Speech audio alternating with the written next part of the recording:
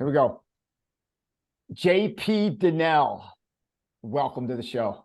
Welcome. Thank you very much. I appreciate you, sir. It's a JP. It is such an honor to have you on. JP, for our listeners who may not be familiar with you and your work, who are you and what do you do? So my name is JP Dinnell. I'm originally from Sacramento, California, born and raised in the same house that my dad grew up in, which is really cool. Went to same elementary school, same high school that my dad went to. I had a really good upraising, really good, strong Christian parents that instilled into our family, really good values and work ethic. And I'm very thankful for that because I know, unfortunately, that's not a commonality amongst people, and I'm just so thankful that my parents did what they did to take care of us and really instill into us the values of hard work and maintain your integrity and your ethics, because those are things that ultimately we can control. And I learned that from an early age. You can always control your attitude, your work ethic, your integrity, and your discipline. Yeah. And that wasn't something that my parents just preached to us. It's what they lived and it's what they showed us. And so very thankful for that. I grew up playing Navy SEALs. I always wanted to be in the military, and I was infatuated by the military and by the SEAL teams and all that stuff. And I was able to fulfill a childhood dream and go into the military. I joined the Navy September 5th, 2001. I was in boot camp when 9/11 happened. I had a contract that said, hey, you can go try to become a Navy SEAL. Nothing's guaranteed. And so I got done with boot camp, my basic schooling in the Navy. And then I went to BUD/S. I checked in to class 242. I graduated with class 242. And, there's about 222 guys that started day one. And I was one of 28 of those originals that graduated, which is pretty crazy to think about, and enjoyed what I did in the SEAL teams. I was a machine gunner, I was a sniper, I was a point man, I was a lead driver. I got to go to all these really cool schools and be able to learn these really cool skill sets by military members of different branches, fellow SEALs, civilians. Our training was very diverse, which was really cool. And I really enjoyed what I was able to do in the military.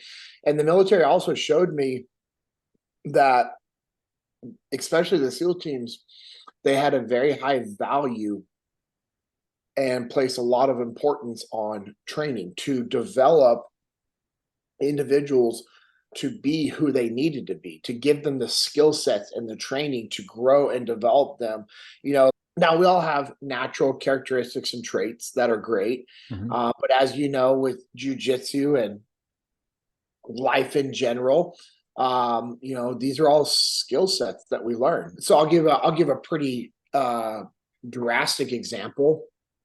Racism. Are kids born racist? No way. No way. No like chance. It's not. That is taught. That's unfortunately, but it's a taught characteristic, right? It's a trait. It's something that's taught to them. Yep. Just like you teach people don't know how to do jiu-jitsu naturally. They're taught it. Some people have that natural ability to retain it faster. It's like shooting a gun. I can teach you how to shoot a gun.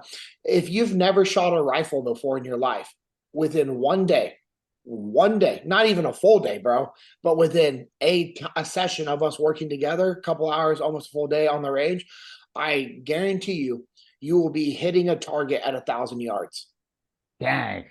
That's what I do. That's literally what I do. I teach people how to do that. And I've taken people that have never shot a rifle past 100 yards before. And at the end of day one, they're hitting a target at 1,000 yards. Yeah.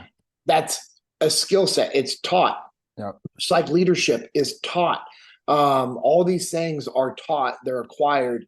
And, I know I started off with a crazy example, but to me, that I try to use that as an attention grabber when we're talking about, like, hey, all these things that we do in life, they're taught to us, whether subconsciously or consciously. I mean, you look at little kids at a young age, they don't care. They literally don't care about your skin color or where you're from or anything. Kids are kind and they're pure and they're innocent. And, that hatred that comes into our hearts as we get older is taught to us. Well, here's the cool thing. if that can be taught to us, guess what else can be taught to us? Love, So- compassion, joy, forgiveness, grace, empathy, leadership, communication, the ability to listen, like all those things can be taught to us as well. So Yeah. that's what I saw in the military. That's what I learned in the military.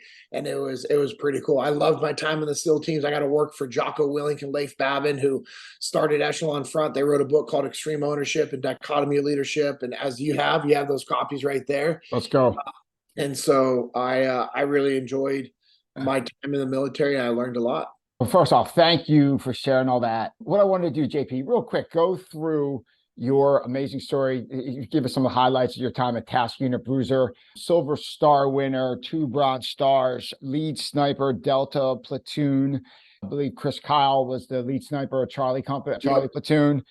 Go through that. Also, too, one of the things I really connected with your story, I've been lucky enough to have been on the Extreme Ownership website since maybe since launch.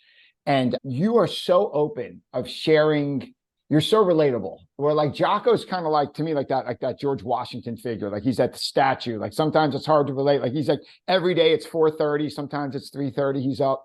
But like you talk about your struggles and you talk about like the highs and the lows and you share like what you went through. I just wanted to get to a couple of life lessons we could tease out.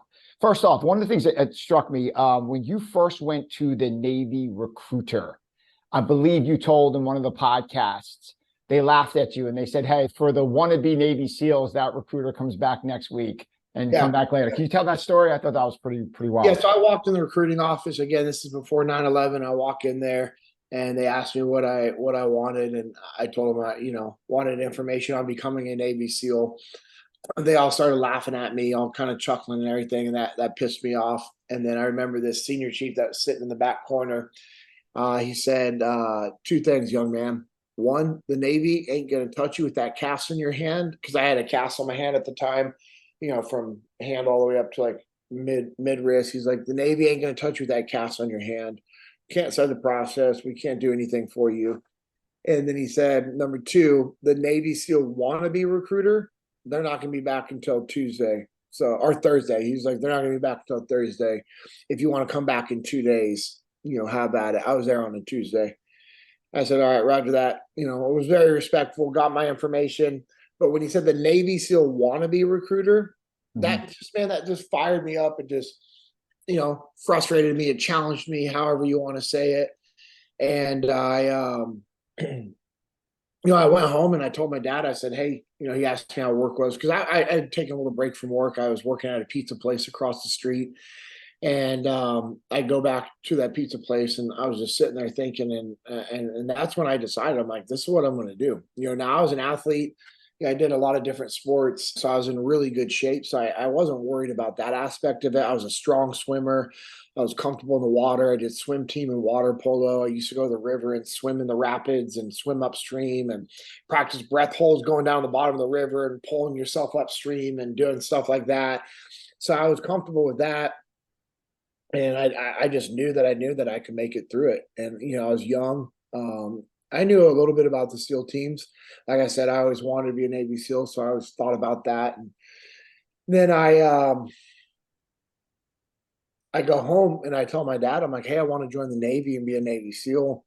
And I said, but they won't take me with this cast on my hand. And my dad said, all right. So he has me go in the bathroom and start soaking my cast in warm water and in the bathtub. And he comes in a few minutes and he has these tools and we cut my cast off. And, I don't recommend doing that 11 days later after breaking your hand and, fracturing your wrist and having a cast on. But my dad knew that he needed to capitalize on me wanting to go do this. And I went back in the recruiter's office 2 days later. And I remember walking in and that senior chief who's sitting in the corner, he looks at me, he smiles because he looks down at my hand. I don't have a cast on it.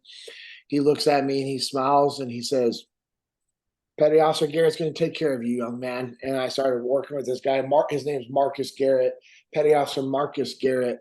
And it's crazy, man. And so I just started the process that summer and I worked construction for my dad that whole summer. And, I couldn't even grip like a pen to sign my name And my dad, we took these kickboxing hand wraps and we wrapped my hand real nice and tight.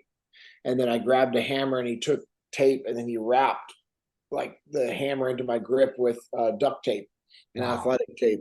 And that's how I would work 8-10 hours a day for my dad until my grip got strong enough. And by just doing construction and grabbing stuff and holding stuff, it strengthened my hand to where I was able to start doing push-ups again and pull-ups because I couldn't grip anything, right? And I'd be on the job site with him, and he'd have me do like a set of pull-ups or just hang from like a 2x4 or something so you're just like working on that grip strength. And I would just do stuff all throughout the day. So you go through buds, you go through SEAL training. How'd you wind up sniper? Like how'd you decide to go that route? Well, it's something I always was intrigued and fascinated by. And so I come back from my first deployment and they're like, hey, we got slots for sniper school. And I'm like raising my hand and they're like, Dinnell, you're going, just kind of like, so I got selected to go. And I think that's what had a little bit to do because they needed guys to go to it because we needed to have a good amount of guys prepped up as snipers. But also I had a good relationship with some of the older snipers and I would ask them questions and spend a lot of time trying to learn what I could from them. And so I think that had a little bit of influence over them picking for me to go to sniper school. And I love sniper school. I did really well there. I was in line to be the honor grad and I got sick in sniper school, super sick, and I missed one of the tests that we had to do, and I wasn't able to make it up. And so, unfortunately, like with my score, I wasn't number one. I was number two, which is crazy. It was like I was still number two, even with not being able to make up that score. That's how decent I did in that schooling. Not to be cocky or arrogant, but I was very dedicated and disciplined in that training. And I was just completely immersed into everything that we did. Did you grow up shooting or is that something you picked up in the Navy? I didn't touch a gun until I was in the military. Wow, that's crazy. Okay. Now I had pellet guns, right? Yeah. I would play with pellet guns, but I never touched a pistol or a rifle or a hunting rifle until I was in the military. Wow. No shotguns, no, just nothing. No weapons. That's wild. And one thing I just glanced over, one story I found, you told them on the podcast. You said you joined the Navy September 5th, 2001. What was it like September 11th? You mentioned a story that someone came in and told you that the towers were hit. Could you tell that story real quick? I thought that was pretty remarkable. Yeah, I'm literally like just standing there at the end of my bed, right? And boot camp at the end of our rack, as we call it, your rack. And I'm sitting there talking with this other kid. And I say kid because we're both 18 years old at the time. And Jake Wright, I think he might still be in the Navy. He's probably at like 22 years in the Navy, which is incredible. But anyways, Jake and I are sitting there talking with each other. And the doors like fling open and this senior chief walks in. And I just remember him walking in, just like the look of intensity on his face. And he's standing there and he's like, our nation's been attacked. We might be going to war. And then boom, walked out. And I'm like, what? And everyone's like trying to process it. And initially I thought, oh, okay. Yeah, we're at war. I thought it was some training drill. Literally, I thought it was a training drill. And I didn't think anything of it. And then when we realized it was a real thing, there was a lot of fear. There's a lot of uncertainty. There's a lot of, just people not knowing what was next. And I can tell you, honestly, I had zero fear because there was no uncertainty for me. I knew what was next in my life. I knew that I was going to San Diego. I was going to have an opportunity to go through buds to try to become a Navy SEAL. And as long as I didn't quit, I'd be in the SEAL teams. And if the war was still going on, I would go fight. And that's all I wanted to do. And it wasn't anything more special or sexy than that. It was just like, no, you know what? I had zero fear because I knew what was next for me. And I share that aspect of the story with people because there are times that people go through life where they just don't know what's next. They don't have anything planned. They're not, shooting. And, that's when that fear creeps in. That's when that uncertainty creeps in. That's when that doubt creeps in when you don't know what's next for you. First, thank you for sharing that. Fast forward a little bit. How did you get to SEAL Team 3 Task Unit Bruiser? How did you get linked up with Jocko? And then how did you become part of Task Unit Bruiser when you head off to Ramadi in 06? Yeah, so I make it through Buds, and then I was going through SQT, which is SEAL qualification training, and that's when I first started working for Leif Babin and Seth Stone and Andrew Paul, who were all in Task Unit Bruiser. And so I was working with these guys in SQT. They were all officers. There's a delay after Buds before SQT for the officers. They go through some advanced SEAL training, leadership training for the officers to be able to lead guys in this advanced training and then prepare them for when they get to the SEAL teams. And so it's cool because it gives you a little bit of separation between the officers that you were going through Buds with, and then now I like the way they do it, because when you go through SQT, it's advanced SEAL qualification training. So now they're like giving you legitimate skill sets to prepare you for the SEAL team. So reality of what they're trying to accomplish is, when you get done with SQT, you could go check into a SEAL team and then be deployed overseas right away and not be an asset. I'm sorry, not be a liability. You're enough of an asset to where it's like, okay, cool, we'll take this brand new guy who hasn't even done training with us, but he has these basic skills that can get the job done. And it's cool. It's really cool the way that they do that. And so there was a separation between the enlisted and the officers. And now you have these officers coming in to the training, and it just gives them that separation from the training. So now they can have a better leadership role, and and have that authority and mindset that they need to properly have to actually lead us as we prepare. And so that's when I first started working with those guys. I check into SEAL Team 3 Delta Platoon with Seth Stone. We both go there together. We do a workup deployment. We're in Task Unit Bravo. Charlie Platoon and Delta Platoon are working together. We come back from that deployment, and that's when Jocko came into our task unit to be our task unit commander. And the first thing he did is he changed her name from Task Unit Bravo to Task Unit Bruiser, and that was to just kind of reshape our mindset and our frame of mind, and for us to be able to focus on what really mattered, which was preparing for combat, training for the enemy that we knew were up against us, and to push away and eliminate all the previous drama that we had in our task unit, so that we could really focus on what was important as we move forward. So that's how I was always in Task Unit Bravo, and it just became Task Unit Bruiser when Jocko came in to be our task unit commander. Yeah.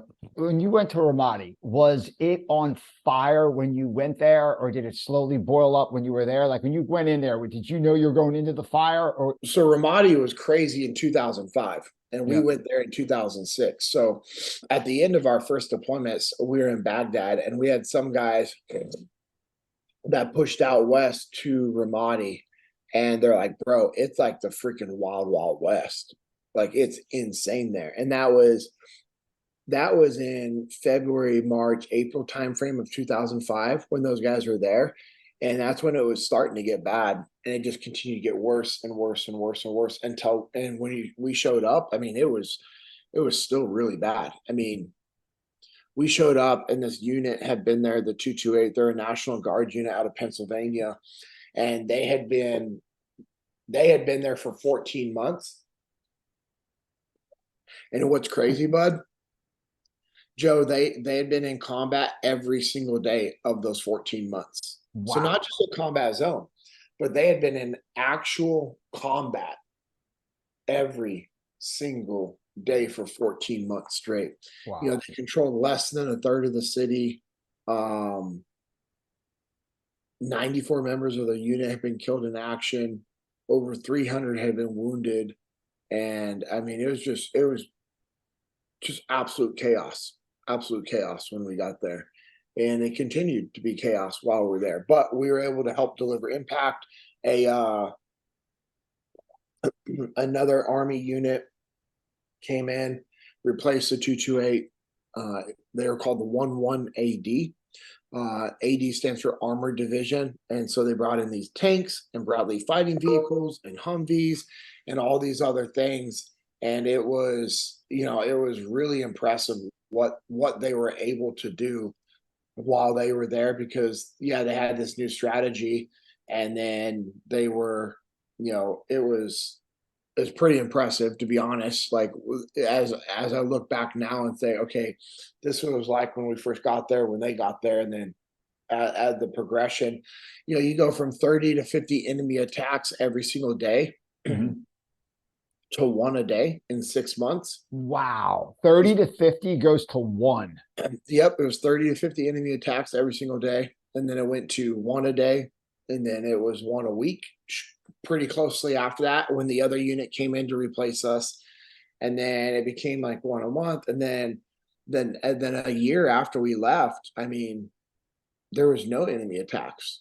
It was one of the safest areas in all of Iraq. I mean, these local civilians, they ran a 5K fun run down a road that we called Route Michigan. And when we were there, Route Michigan was the most violent and dangerous road in the world. It was a little 2 to 2.5 mile stretch, Joe, and there was 7 to 10 enemy attacks every single day on that road.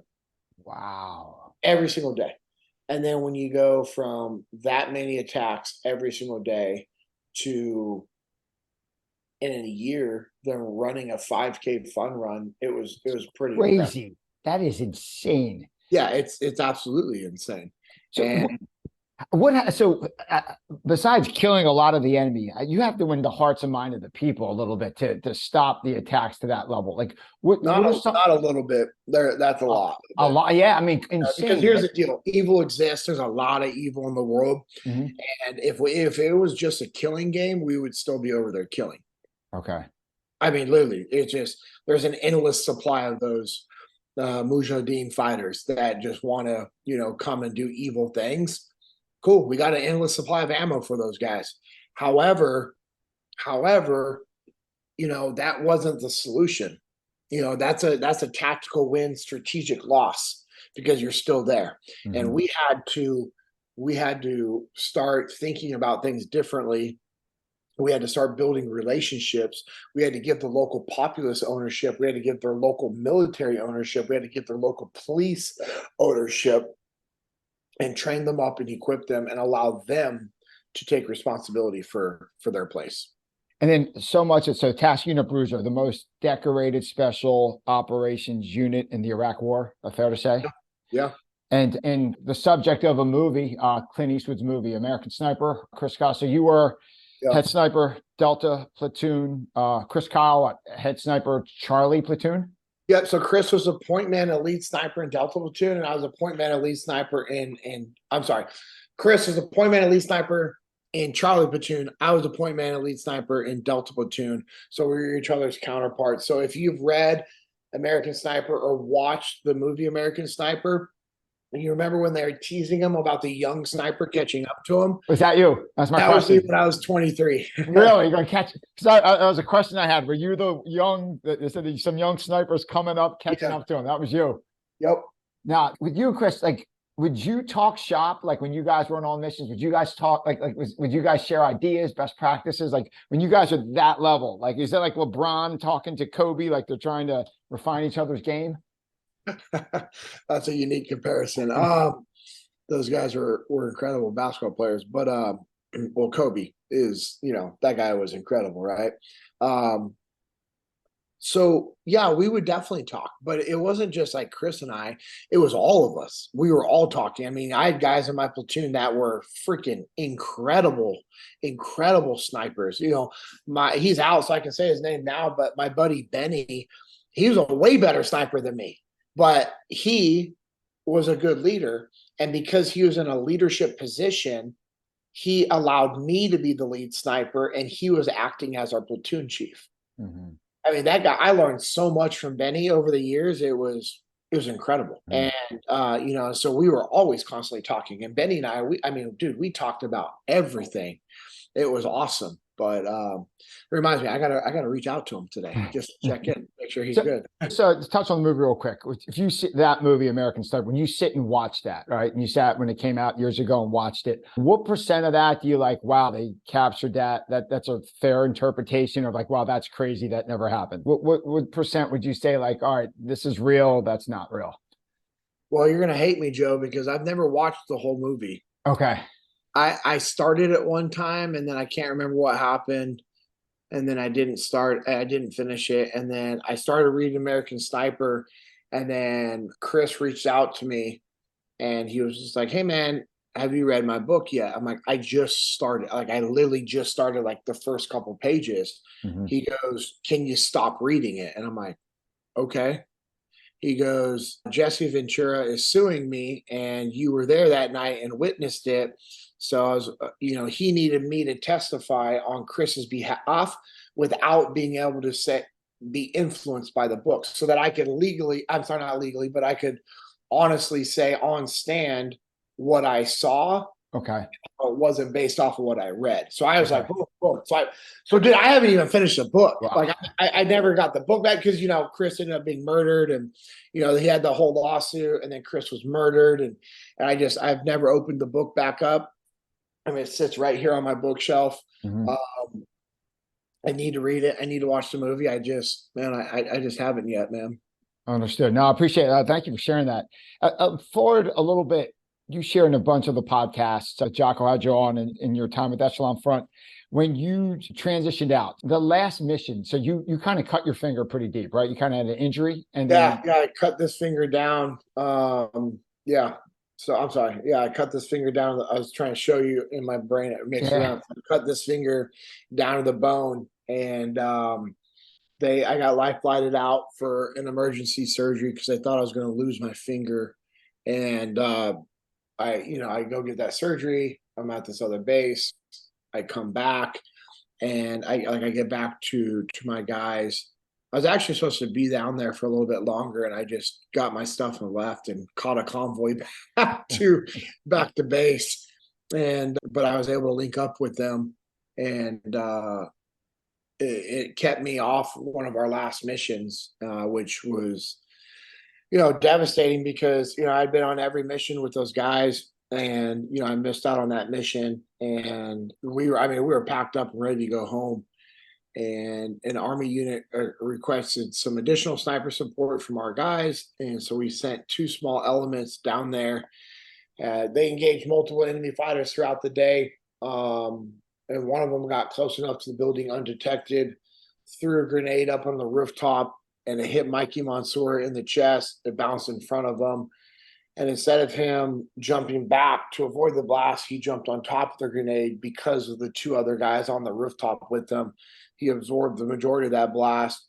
And, Mikey fought to stay alive for about 30 minutes before he died due to his wounds. He was posthumously awarded the Congressional Medal of Honor for his actions. And, we commissioned a destroyer in his name as well. And, Mikey was an incredible human. And, it's easy for people to think and say, "Well, man, I probably would have done the same thing had my teammates been next to me up there." I don't know, man. Like, I'm not saying that I don't know towards me. I'm just saying, when most regular people, and I don't mean regular people in a bad, negative way, but when people say that and they haven't experienced the bond of combat and going through training like we did, it's something different, right? Now, you would do it for your kids, you would do it for your loved ones without even thinking, like I wouldn't even think about that. And I think that's why Mikey was able to do that for those two guys that were on the rooftop with them, because of the love and the bond and the connection that they had. But here's the other thing, Joe. I also believe that Mikey was able to do it without hesitation because he had a good relationship with God. He was saved, and he knew where he was going. He knew he was going to heaven. Like there was no question about like, well, hey, heaven or hell. No, I'm going to heaven, and that's something that Mike and we would talk about a lot. Of just, hey, like we talk about God and our relationship with God, and we'd read the Bible together, and I would pray over our guys before we went out on every single mission. And that's another thing that I held on to for a very long time of guilt, was just, it's the one mission that I wasn't on, the one mission that I didn't pray over the group. And man, I held on to a lot of guilt for a lot of years for that. But then, you can't play that game. That's so hard because I mean, like you said, like There's reasons things happen, and there's a reason you weren't there. Who knows why God had that in the cards, but there was a reason you weren't there at that time, right? I mean, Yeah. I mean, you're very open about your faith, especially on your new podcast, which is great. The JP Dinnell podcast, fantastic. I listened to all 4 episodes so far. Your faith, going through the SEAL teams and going through what you did, has it gotten stronger? Has it ever been tested? You're so open about it. So how has your experiences affected your faith? Yeah, so I would, I'll go back to, as a kid, being raised in church and having a good relationship with God, being saved at an early age and baptized at an early age, and understanding, the power of the Holy Spirit and the gifts of the Holy Spirit and what God gives us.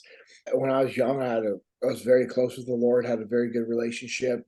Left for the military, it strengthened. I was in boot camp and I would pray over the guys every night. They'd ask me to pray, especially when 9/11 happened. It was like, hey, let's do this every night. And then, you let that complacency creep in. And yeah, I wasn't being as disciplined as I needed to. And, my faith was always there with God. That was never questioned. It was never tested, or I never doubted my relationship. But I would stray from doing what I was supposed to be doing and doing things that I shouldn't have been doing, as a Christian man. And, definitely was off the path and back on and off. And I'd always in and out of church over the years while in the military. And, when we were in Ramadi, I was praying over the guys every night. First deployment, same thing. And Afghanistan, and it's unfortunate that, when I'm in these dynamic and dangerous environments, that's when I was leaning really heavy into the word and praying. But then I come back home and I'm like, I go back to my old ways, and it's unfortunate, but I share that with people to encourage them to stay strong and steady with their faith and their walk with the Lord, because, listen, like, it's not fair for us to only lean on God when we need something and talk to him and spend time with them. Like, I want to spend time thanking him and praising him and worshiping him for what he's given me and what he does for me, not just, hey, God, I need this, I need this, I need this, I need this. Like, more like, hey, God, thank you, thank you, thank you. And, and asking for guidance and direction and wisdom and extended faith and patience and more compassion for people and empathy and understanding. Those are the things that I want to be focused on. And so, yeah, my walk was always on and off where it should have been. My faith has always been there. It's always been good.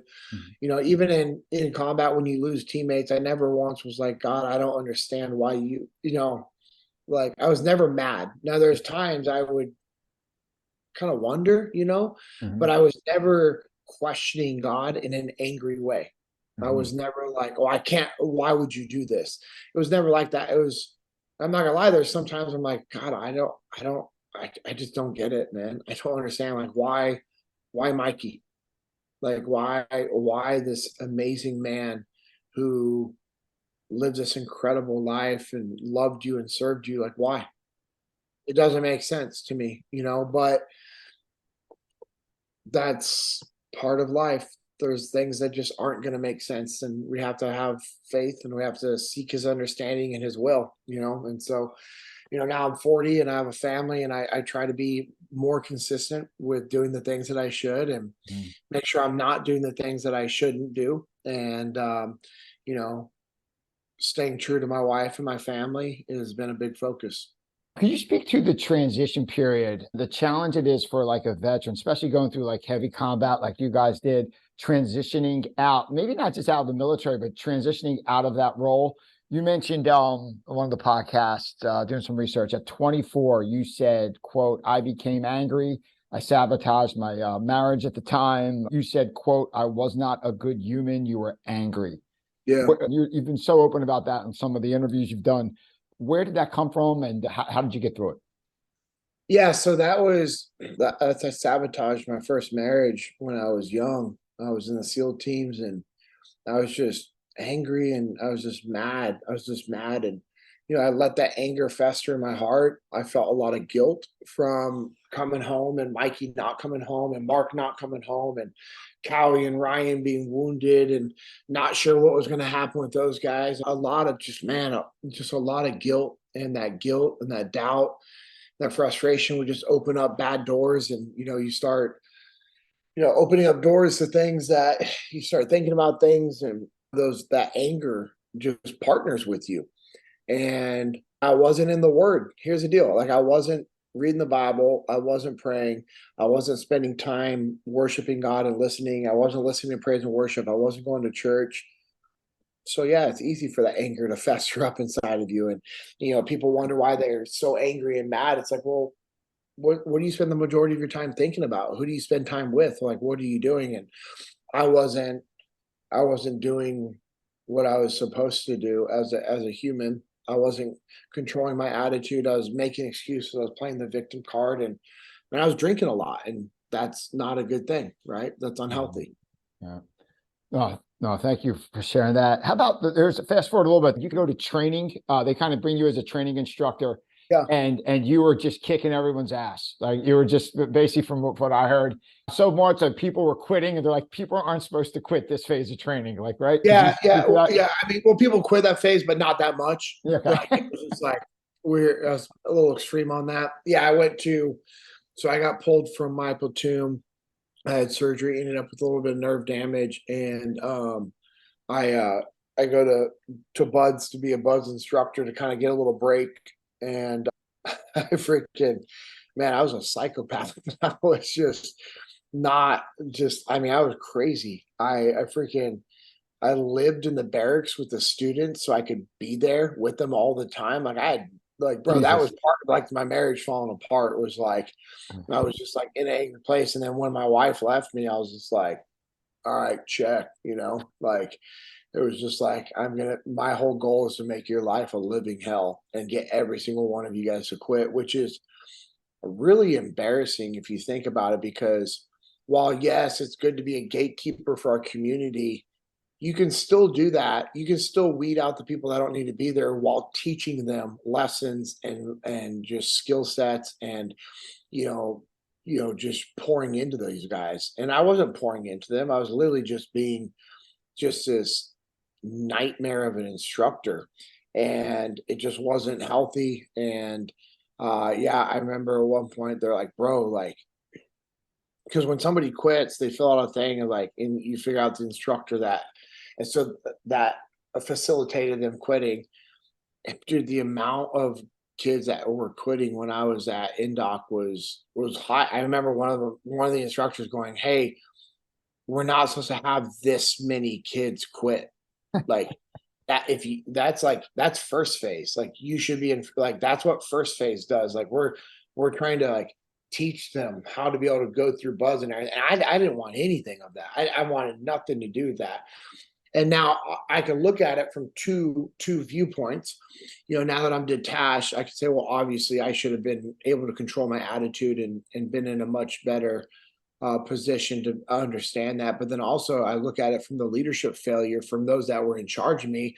You have this young, fired up, wound tight SEAL who just got back from his second combat deployment, and that combat deployment was pretty intense, lost teammates, has a lot of stuff going on.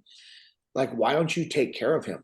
Like, why don't you guide him and direct him and mentor and coach him and say, okay, hey, if he's going to be this hardcore instructor, let's put him in first phase where he can, be like that. But still, let's rein him back a little bit. And there was none of that. And for a long time, I hated all the senior instructors that worked with me because I received none of that. Mm-hmm. And got in trouble for being like that as an instructor. Jocko heard about it. And what does Jocko do? He takes care of me like he always does. He takes care of his guys, and not just like protecting me. And he took care of me by pulling me over to training to work for him so that I could have a purpose. Because he realized, like, if I was there teaching these guys how to be a SEAL and the skill sets and the advanced skill sets of what we learned in combat, that was going to be much more fulfilling for me Therefore, it would be easier for him to kind of direct my attitude towards things. Awesome. Before we get to the what you learned from him with the extreme ownership, there's a funny story Jocko tells when you were being that crazy instructor. Someone called him, and it was like that Colonel Troutman moment in Rambo, to like, come get your boy. Come get your boy. Yeah, that was that. What I was just talking about was when they're like, "Hey, come get your boy." Like he's crazy, man. Come get this guy out of here. Like, no questions asked. Just you get him, you take care of him, right? Like you take. Yeah, he'll be your problem now. That's all. Get rid of me, man. So, hey, so what I want to do, so now you're working for Jocko. Good point to transition over to extreme ownership. So now, fast forward to your current day, you are the FTX Field Training Director for Echelon Front.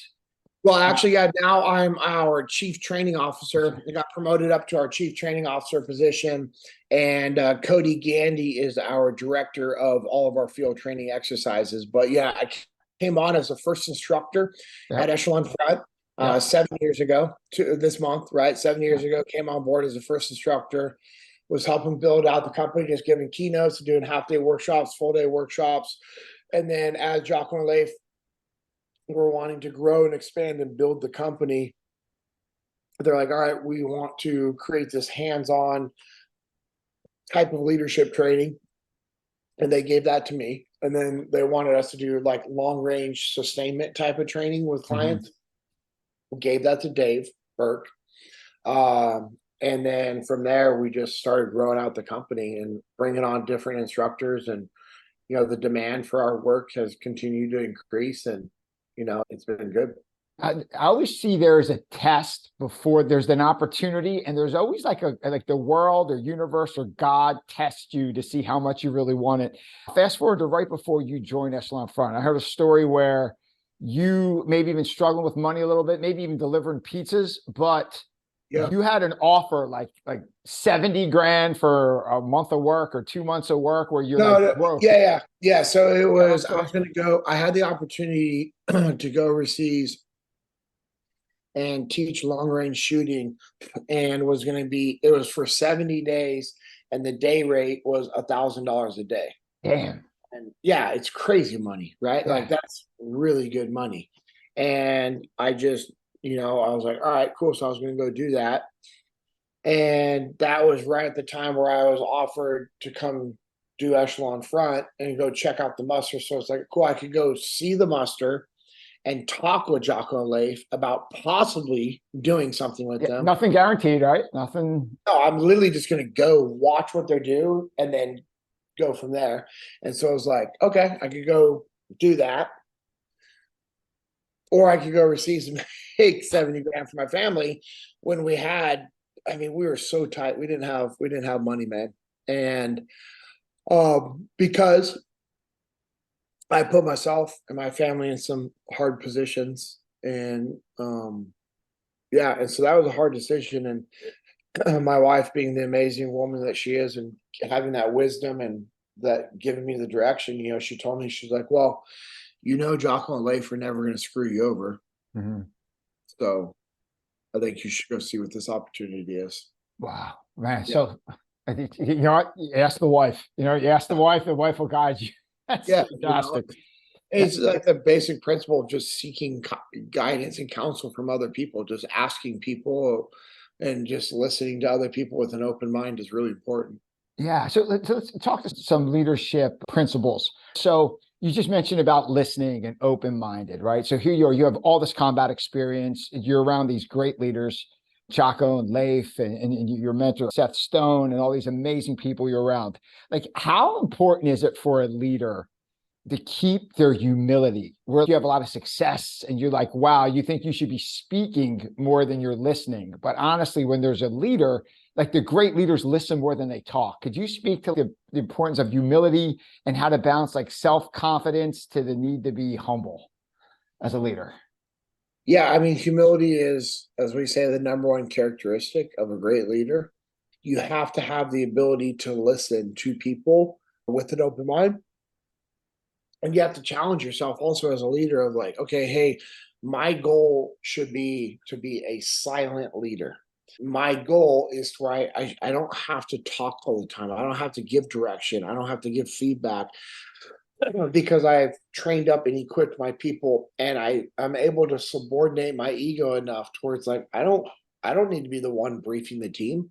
I don't need to come up with a plan. That doesn't matter to me. I'm gonna let my people go do this. Humility is absolutely critical for you as a leader, but I want to be clear when we talk about leadership or we're saying the word leader. This is nothing to do with a leadership title.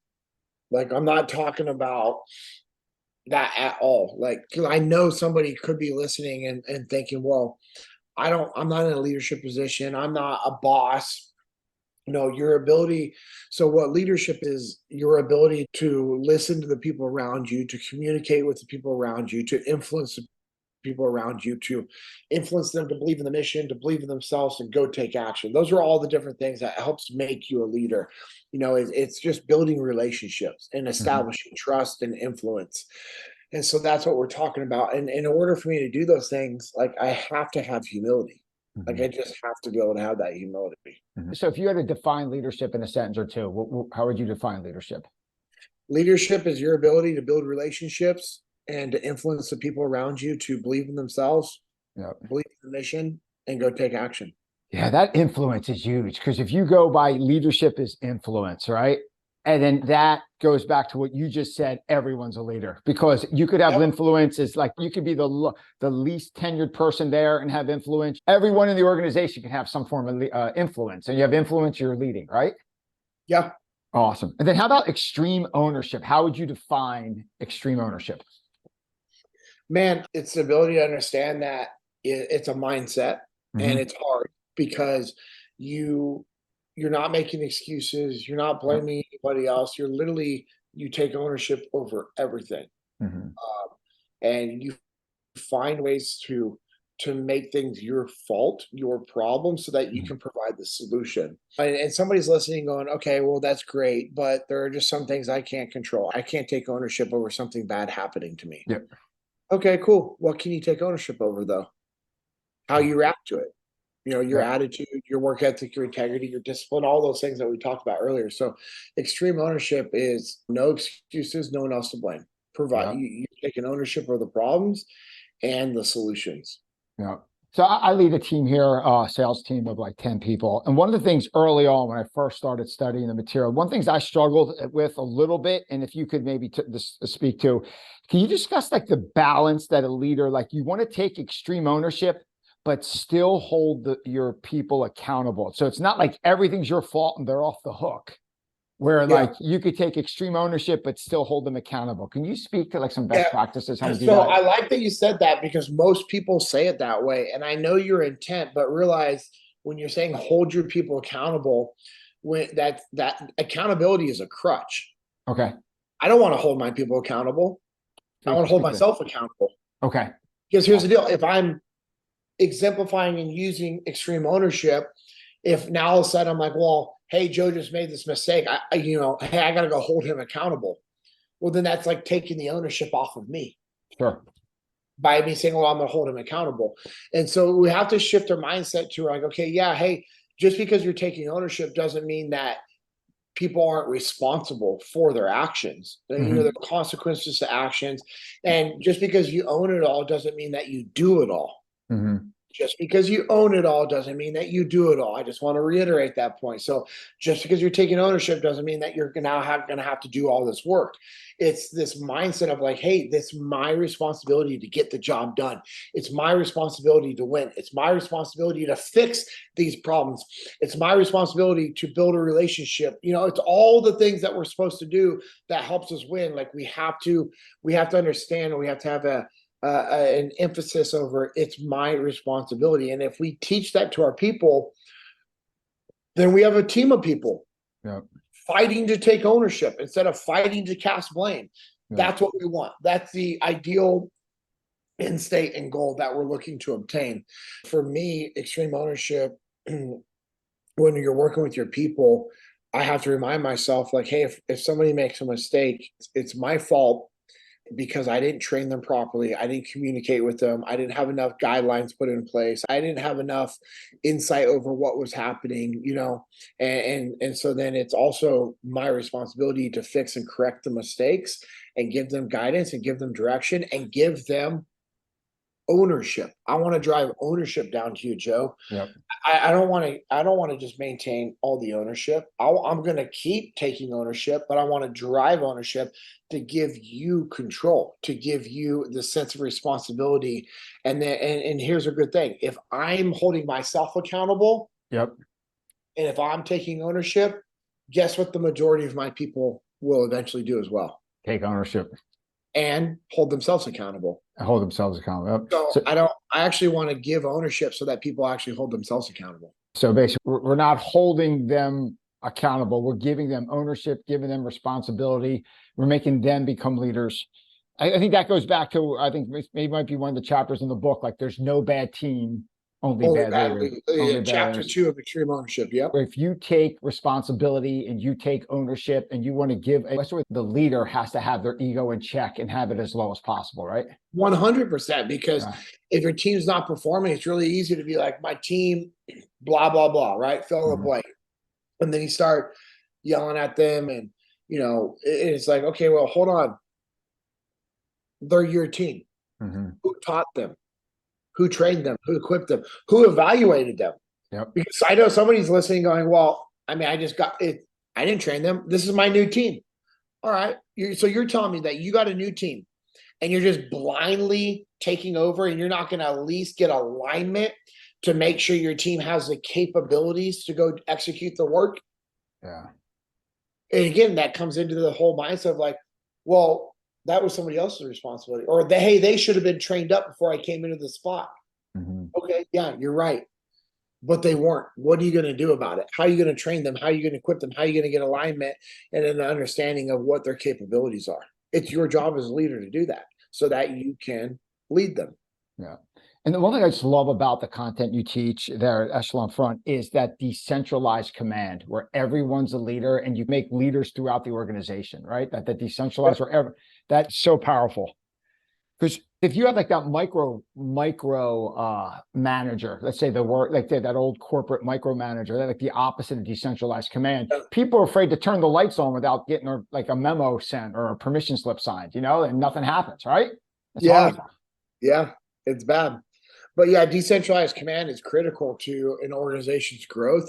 Centralized command works, but you're never going to be able to grow and expand. And it only works for a certain period of time because most people want the freedom of choice and the ability to go make decisions. And honestly, again, if I drive ownership to my people, they're going to hold themselves accountable. They're going to do the right thing. And if a problem occurs, which it will, while they're doing the work, if I gave them proper ownership and the ability to build out the plans on their own, then they're going to solve the problems when they arise. Gotcha. Well, also too, another of the principles, simple. I just love how you would think like a Navy SEAL, you'd want the plan as complicated as possible, detailed as possible. I just love how you keep coming back to simple. Everything is simple. And could you speak to the importance of that? Yeah, I left one thing out on decentralized command that I want to make sure I reiterate is decentralized command is, you're empowering your people to make decisions. That's what it is. And that ties into simple, because if my communication is not simple, clear, and concise with my people, are they going to fully understand what I need them to go do? Are they going to understand the mission? Are they going to understand what they're trying to do? No. And if they can't understand the what and the why, then I can't actually do decentralized command, which is driving ownership back to you. And if I say, hey, Joe, this is what we have going on. This is why we're going to go shift and do this mission. Hey, let me know how you want to get the job done. If I don't properly communicate those things, you don't have enough information to make a good decision, a good game plan. And then that's why you can't execute. And yeah, our plans were very simple. Yeah. And but the other reason why we didn't come up with these crazy complex plans is because something's going to change. And if I keep my plan simple, it gives me the ability to pivot and make adjustments as needed. Absolutely. Economy crash, COVID, whatever, something you can't control hits you. You got that simple plan, you can fight through it. Yeah. And then you got your plan and what you just prioritize and execute, right? You just kind of, what's the most important? Million things you can do, but Yep. what's number one? Number one, you go and you Yep. execute against that. And then lastly, the teamwork, the cover work to me is teamwork. Is that fair to say? When you say cover 100 move? Yeah. Yeah, cover move is what we talk about in regards to teamwork. You know, it's understanding what the mission is, what you're trying to accomplish, breaking down silos, and moving forward from there. Awesome. One team, one fight, right? One team, one fight. One team, one fight. I love that. One team, one fight. JT, I know your time's tight. Do you have 5 minutes to go over a couple of fun questions that will wrap things up? Minutes? Yeah, Awesome. yeah, let's do 5 minutes. Awesome. Awesome. So JT, just want to switch over to a part of the interview we call Share Your Secrets. So our listeners can get to know you a little bit more as a person. Just a couple of fun questions. First off, most successful people like you are big routine people. What's your routine to either start your day or end your day? Do you have something that you do every morning or every night just to get your mind right or body right? Yeah, so I would say just more of like my mindset, right? It's the alarms on my phone. It's what I read as I start the day. That just kind of reminds me, like it says, live to honor them, war against complacency, and get after it. Wow. And like, so those are my alarms. And so for me, it's just more of like a mindset thing. And then if I set my alarm for jujitsu for like the times that I'm going to go train jujitsu, Mhm. it says earn your purple belt, Okay. meaning, you know, I want to earn that purple belt that was given to me. Yep. And so for me, it's just more of like a mindset thing of shifting, like, okay, hey, understanding. And then also I look at my calendar. So I look at my calendar before I go to bed. Yeah. So I know what's the next day and the week. And then when I wake up, I also review the calendar again. And that helps me understand what are my priorities for the day. Mhm. And then I can start attacking things. I create lists, Mhm. you know, check them off as I go through. And then trying to get a workout in is critical for me because I always feel better. And one, it's something I know I need to be doing and I should be doing, but also just having that time for me just to be solo working out has been also very helpful. Spending time in the Word has been, Yeah. you know, trying to do that in the morning, not in the evening. Like put, you know, in the Bible in Ephesians, it tells us put on the armor of God daily. Mhm. You know, I was talking about that complacency early creeping in. You know, you have to put on the armor of put on the armor every day. And so if I can read the word in the morning, it helps. And then for jujitsu, unfortunately, it's just not a top priority right now. Okay. Which sucks because I love jujitsu. I mean, if I could live the ideal life, I train jujitsu every single day. And It's pretty great, isn't it? So good. unfortunately, that's just not in the cards right now. But I have a really good professor. I train at Double Five in Highlands Village. It's under Rafael Barbosa. His Okay. nickname is Formiga. So a lot of people know who Formiga is. If you went to YouTube and just type in Formiga, Formiga, Yeah. and then jujitsu, I mean, Yeah. it's gonna be flooded. He's a 9-time world champ, 12 times Pan Am's champ, Awesome. and as a black belt has around, I think it's over right now. I think I'll just say around Yeah. 400 gold medals from competing just as a black belt. That's crazy. That's so insane. That jujitsu at that elite level is just so crazy. Oh, it's Yeah, so cool. it's insane. Yeah. How about this? We spoke about so much, JT, your time in the SEAL teams, task unit Bruiser, your transition out, all the leadership lessons you learned from Jocko and Leif and Seth. If you could have everyone listening take just one lesson away from everything we discussed, what would that lesson be? Do an honest self-assessment of your capabilities and your skill sets as a leader / human, and then pick something that you can work on and go get to work. Perfect. Let's just say like you and your wife have been fighting a lot. Mhm. Okay, well, what do fights stem from? Communication problems. 99.9% of the time, it's communication. Okay. What's a really important part of communication? It's listening. I bet you if you were to be more intentional with just listening Mhm. and listening with intent and checking your ego when you're communicating with your significant other and saying, all right, how are they right and how am I wrong? What can I do to fix this situation? Man, Yeah. It would eliminate a lot of problems. Heck yeah. Oh my gosh. So crazy. Just listen some more. It's just an ego gets in the way. You know what I mean? It's so crazy. Yeah, the ego's the enemy, man. Now, ego is the end, no doubt. How about this? A fun question. JP, if you could spend the day with anyone, famous, not famous, alive or dead, who would you spend the day with? And Jesus would be awesome. That'd be pretty wild. What would you do? What would you do? Just listen. Yeah, listen. Jiu-jitsu. Let's see what Yeah, a his little guard game looks jiu-jitsu. like. Yeah. Yeah. See what his game is like. No, it would be cool just to kind of just see and watch him interact and teach, you know. Yeah. But I know I'll see him one day, which is good. So outside of Jesus, like honestly, like man, there's so many people, man. That's a really good question. I would say